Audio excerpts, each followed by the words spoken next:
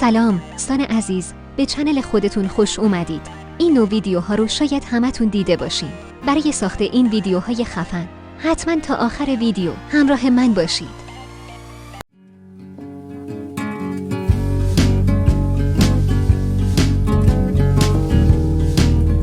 گوگل رو باز می‌کنیم و وارد این سایت میشیم.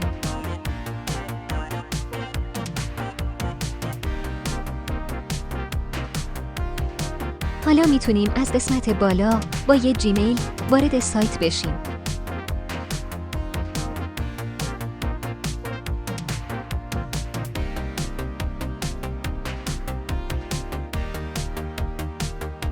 دقت کنید که ما تعداد محدودی عکس میتونیم بسازیم، اما نگرانی وجود نداره، چون میشه با جیمیل های مختلف وارد سایت شد و عکس های زیادی ساخت. وارد بخش افکت ها میشیم و ویدیوهایی برای ما میاد که ما میتونیم با انتخاب کردن عکس یا فیلم خودمون اون افکت رو بهش بدیم.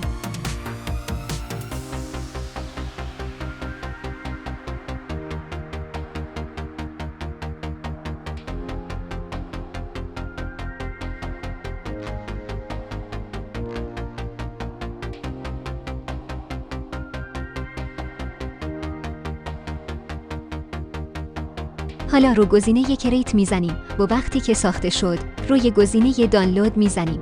اگه ویدیو رو تا الان دوست داشتین حتما لایک کنید و برای ویدیوهای بیشتر سابسکرایب کنید.